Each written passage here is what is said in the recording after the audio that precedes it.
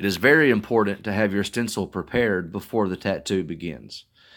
I typically do the pattern at home, or that's if the customer has figured out what they want, and upon getting there, I will apply it to the stencil paper. Wearing gloves, of course. This is just an instructional video. Again, you're going to want to use gloves for everything that you do. But you're going to want to do the stencil, of course, before the setup is done and have it ready. I usually lay it somewhere beside the paper towels on the setup.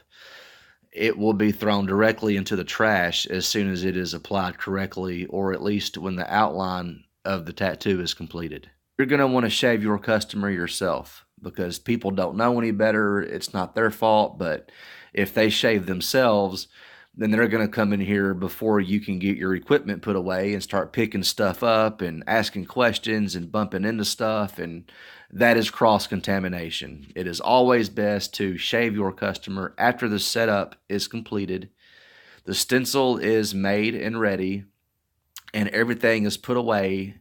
Your equipment is put away except what you're using and put far away from the setup. Now it is time to do the stencil. After you have shaved the area, usually at the setup, and it has been thrown into the trash, also always keep a trash can near the setup. You need a trash can at least a few feet away from the setup table where you can dispose of things without contaminating the room or anything around the table. Now, once you've shaved your customer and the razor is thrown away, you need to apply the stencil goo. I do recommend stencil goo. It works best. It does a good job. And once you have applied the stencil goo, you want your customer standing up.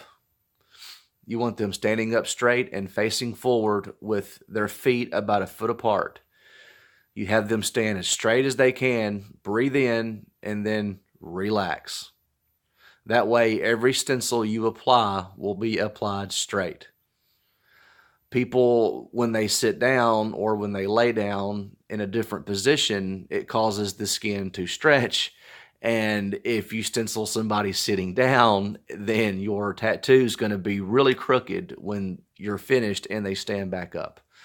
So you always stencil your customer while they're standing up. That is a must.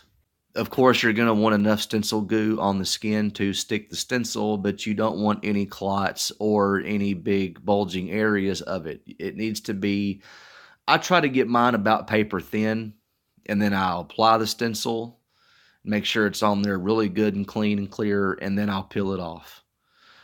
Typically, I usually take about a 5 or a 10-minute break while it dries. Usually let the customer smoke or whatever, they're going to maybe get a snack.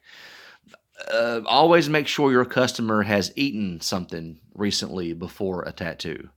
If your customer is not eaten all day, then they are likely to have an adrenaline rush and pass out.